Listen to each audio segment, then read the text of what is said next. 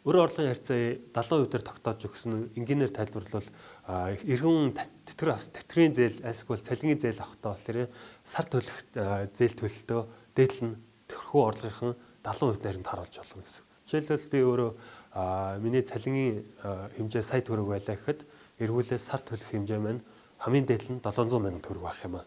Энэ гол зорилго нь яах вэ гэхээр хэрэглээний зээлийг эргүүлээд өрийн дарамтанд орохоос сэргийлж байгаа.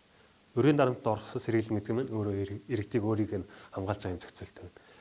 Тэгээд үүн дээр гол тодруулж хэлэх нэг чухал зүйлээрээ энэ нь ямар нэгэн байдлаар зээл олтыг зогсоохж байгаа ямар нэгэн байдлаар хязгаарч байгаа тийм зүйл биш. Зөвхөн иргэнийг хамгаалж байгаа юм зохицуулт. Цаашд бол хэрэглээний зээл олгоцсон хэмээр байх болно.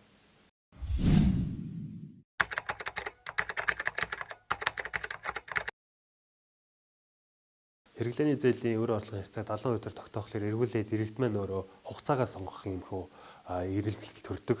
Тэгэхээр энэ хөө ирмэлцлээс цагаа гадна эдийн засгийн өсөлт идэвхжих байдлаараа зээл ололт маш ихээр нэмэгдчихэдэг. Үүний жишээлбэл 2018 оны 3 дугаар улирлд эдийн засгээс 6.4% таагаад хэрэглээний зээлийн бол 40%-аар жилийн дотор өссөн байдаг. Тэгэхээр хэрэглээний зээл энэ эдийн засгийн өсөлтийн үед ингээд өсөж жагаад эргүүлээл эдийн засаг маань өөрөө доктортой байнга өсөлтийн циклтэй чаддгүй бас заримдаа уналтанд ордог. Энэ уналтанд орох үедлээр хэрэглээний зээлийн өндөр өсөлттэй их хэмжээний зээл авсан хүмүүс маань урт хугацаанд байгаад зээл нь тэрхий урт хугацаанд байгаадах юм бол эргүүлээд өрийн дарамтанд ордог. Тэгээд мэдээж иргэд бол урт хугацаанд 3-аас дээш жилийн хугацаатай зээл авах үедлээр өөрөө эргүүлээ зээл төлөлтийн дарамт урт хугацааны дарамтанд ордог учраас энэхүү эрсдлийг сэргийлж цаашлаад банкны салбарын эрсдлийг хязгаарлах юм хөө зохицуултыг хийсэн юм.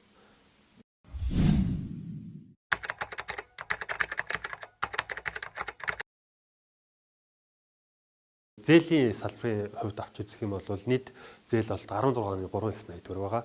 Үүний 8.3 буюу 50%-аас талаас илүү хувь нь болохоор хэрэглээний зээл байгаа. Тэгэхээр бусад 7.9 их найдвар нь бизнесийн зээл байгаа. Үүнээс авч үзэх юм бол хэрэглээний зээл хэтэрхий их болгосноор эргүүлээд хэрэглээний зээл нь иргэдэд хэрэглээгээ орлогоороо биш зээлээр хангах юмрхүү сэтлийг төрүүлээд байдаг. Үндсэндээ болохоор хэрэглээний зээлийг уул нь бизнесийн зээл рүү хандуулж чадах юм бол жинхнээсээ цалин ажлын байраар тэтгэгдсэн ийм хэрэглээг бий болох боломжтой. Тэгээд цаашлаад хэрэглээний зээл нь өөрөө эдийн засгийн салбар руу орохдоо болохоор импортыг дэмждэг иймэрхүү сөрөг талтай. Импорт нь эргүүлээ валютын ханш дээр дарамт учруулдаг болохоор энэ бүх хэрэглээний зээлийн зохицуултын цаашдаа макро эдийн засгт болохоор эргүүлээд дотоодын эдийн засгийн доктортой адилхан хангах, төгрөгийн доктортой адилхан хангах ийм давуу талтай байгаа.